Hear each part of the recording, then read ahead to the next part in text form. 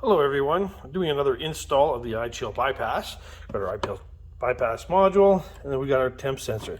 Temp sensors are located in the front. What we'll do is we'll reposition the sensor retainer on the upper corner near the module, closest to the module. And what we'll do is we'll end up burying these wires and tying in our bypass.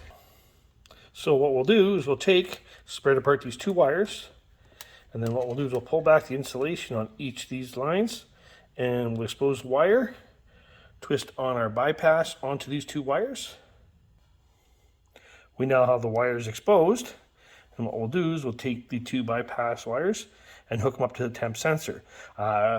Just a note that these wires off the bypass itself are not polarity sensitive, but we'll tie them into the temperature sensor. Now that we've taken and we've soldered these two connections on, what we'll do is we'll tape these two wires together, keep them from touching, and our bypass is installed. So of course, once they're soldered, what we'll do is we'll tape the wires, keep them from getting moisture onto them. And what we'll do is we'll take the tip of the temp sensor, we'll reinstall it in the upper right corner, and what we'll do is we'll tuck in our iChill bypass into the module somewhere out of the way so it's not hanging around. So we've placed the temp sensor back into its new location and tucked in our bypass module in behind our main panel here. And what we're going to do is we're going to reinstall our cover and place our sensors on here, and we'll do a test run. So now that we've got our iChill module out, we notice that the iChill module itself have two sensors. One is room temp, which is located behind the temp module or temp side of the module. And the other one will be de-ice, which is located behind the de-ice side of the module itself. And then we'll have our bag of screws and the retainer for the temp sensor for the de-ice for the evaporator. So what we want to do is we want to take, and on an evaporator, we want to put it about inch, so 2-3 centimeters away from the bottom. And we want to make sure that the sensor itself is touching the fins to get a proper reading. Okay, I have our de-ice sensor mount on the evaporator itself. So what we'll do is we'll go to our de-ice side of the module, which will have our de-ice sensor. We'll take this de-ice sensor and install it into the mount. Give a little push, make sure we got proper contact on the evaporator, and that's our mount for our de-ice. And of course our room sensor here will mount in our room to sense the temperature of the room itself. Next, what we'll do is we'll power it up and we'll do a test run on the unit. Actually, just for a note, prior to powering up the unit itself, we want to make sure that we take the bypass module, which is installed inside here, which is tied into our temp sensor. So we want to make sure we plug this into the iChill module. So the communication plug will plug into the iChill module. And we want to do this prior to starting up the iChill or putting power to the iChill.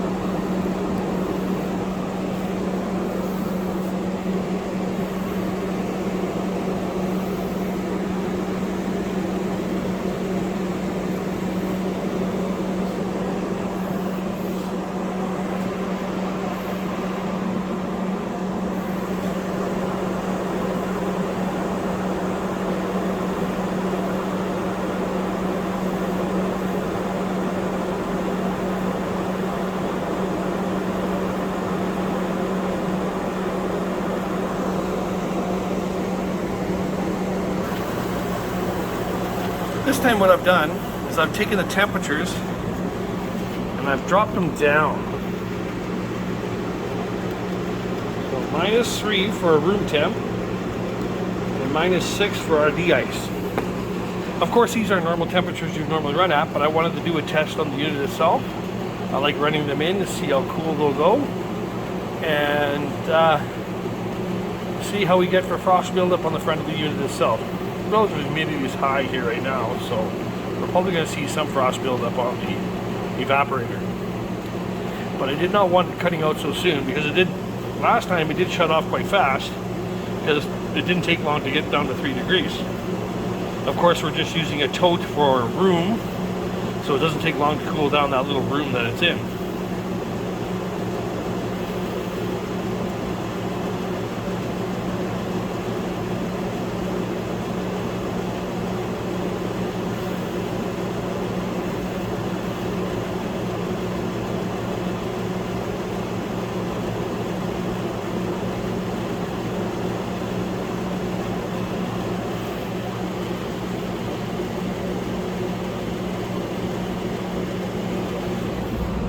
See, we are building up a little bit of frost on the unit itself.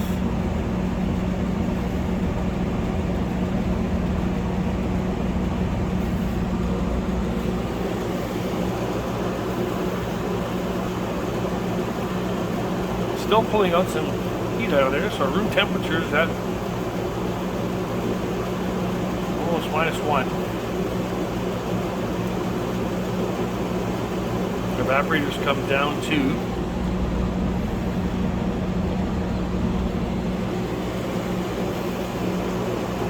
3.8.